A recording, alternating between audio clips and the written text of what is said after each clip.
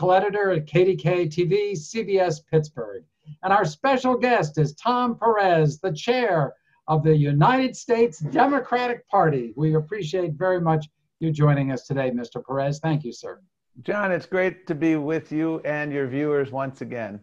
So let me ask you about next week's convention. It's really a virtual convention. It's really got to seem a little weird for those who are familiar with how things have always been done in the past, yes? Well, it's undeniably going to be different because everything is a lot different in the world of COVID-19, and we put safety first. That was always our number one priority. It is going to still be incredibly exciting, exhilarating. We are going to highlight our values, our standard bearers. We now know who our vice presidential nominee will be. And she is, I think, going to really exhilarate and inspire our troops. This will be different. There's no doubt about it, but it will be no less exciting. And our theme is very clear.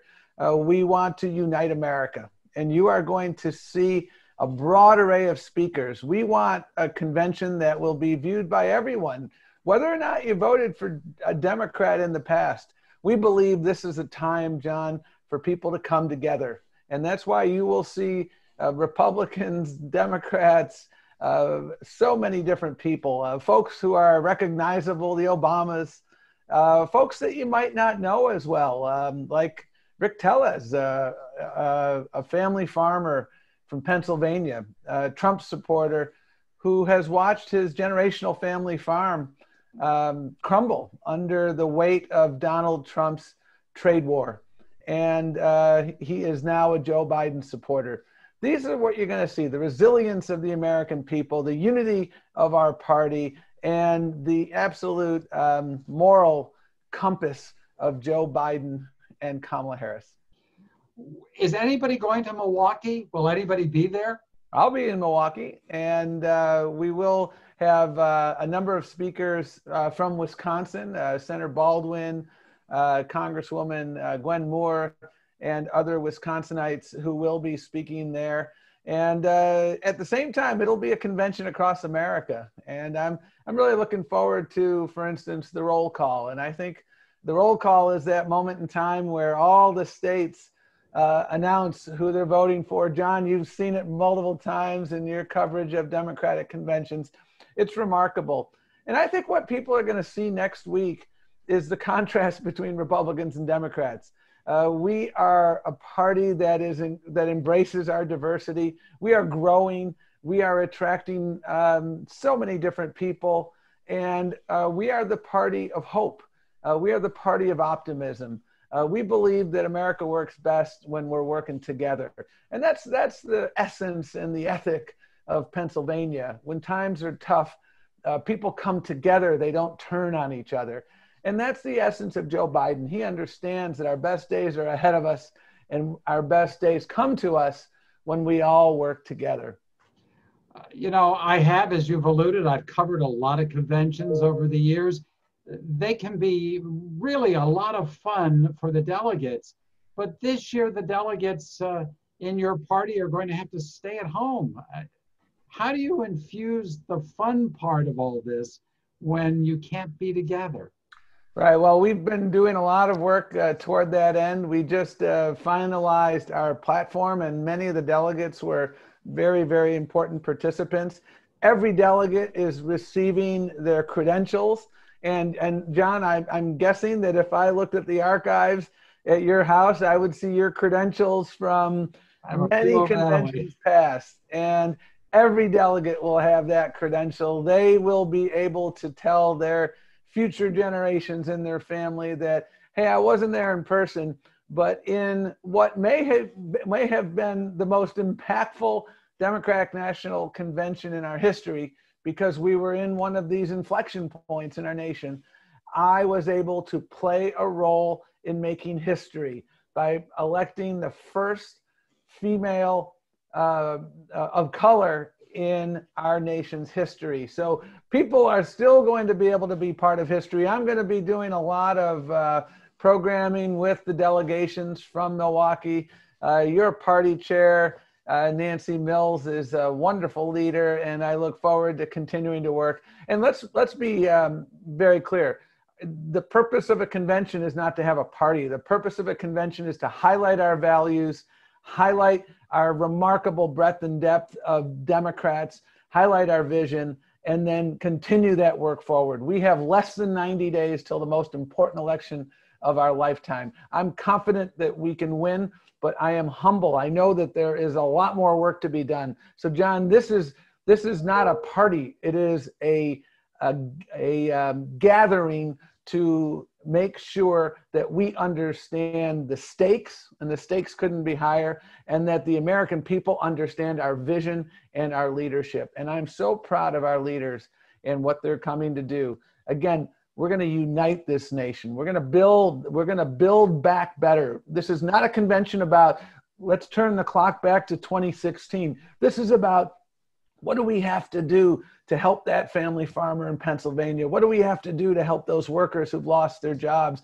What do we have to do to deal with the Trump manufacturing recession? What can we do to restore honor and science and truth to the White House? And the answer to that is Joe Biden and Kamala Harris. So when it comes to accepting the nomination, how is Joe Biden going to do that? Where's he going to be? Joe Biden will be in Delaware when he accepts the nomination in 8 days. That's very exciting. And he will be there, and people will be watching it all over America. We've got some interesting surprises in store, and we're doing a lot to make sure that we can recreate as best we can, consistent with social distancing principles, the electricity that you would ordinarily see in a convention hall. And I think it's going to be a lot of fun, and I think you'll see some really interesting things. And I don't want to spoil all the surprises here, John, but we've got a few surprises in store that are going to make this convention very, very memorable.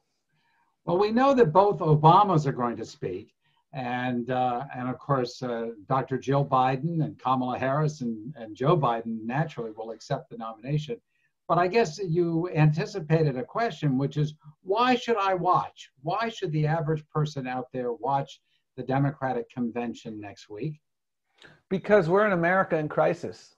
We have multiple crises right now. We have a public health pandemic that has been so exacerbated by a president who just isn't up to the task. President Trump didn't cause the coronavirus, but his failure to act in December, January, and February of last year was his original sin. His failure to listen to the science has resulted in needless loss of lives, has put us in an economic ditch unlike anything since the Great Depression. So we have a public health pandemic, we have the economic collapse, and we have a civil rights challenge. In the aftermath of Minnesota, rather than uniting us, he throws gasoline on the fire. So people need to watch, because our democracy's on fire, and it's a 5-alarm blaze. We're in crisis. And who do you trust to bring us out of that crisis? I think it's one of Pennsylvania's native sons, Joe Biden, because Joe Biden has those central Pennsylvania values of family and faith, community. He understands the struggles of Pennsylvanians and Americans of all stripes. He understands that they need a government that will work for them, a government that'll have their back, and a leader that'll bring us together. And that's why I think it's so important, because in November, it's going to come down to trust. Who do you trust to make your life better? Who do you trust to protect your health care if you have a pre-existing condition? Who do you trust to help get that job back if you were working in manufacturing and you lost that job? Who do you trust to make sure that your kids' education enables them to compete for the jobs of the 21st century? Who do you trust to unite us? And I think Joe Biden passes all of those tests. He's a steady hand at the tiller. He has a bold vision. He understands that idealism and pragmatism are not mutually exclusive, and he can bring this nation together. That's what the American people will see. And they will contrast it if they choose to watch the Republican convention, because we will be highlighting our unity. They will be spotlighting their division. We will be highlighting our optimism, and they will be preying on fear. Those are the differences. Well, it's always a pleasure to be with you, Tom Perez, the chair of the National Democratic Party. Thank you, sir, very much for giving us your time today. We really appreciate it. Thank you. John, it's a pleasure, and I'm sorry I won't see you in person next week. I'm sorry, too. But we're going to both be safe, and that's the right decision. Amen. And we're going to be, and again, we're going to be all over Pennsylvania. We already are trying to earn everybody's vote between now and Election Day. Thank you again, sir.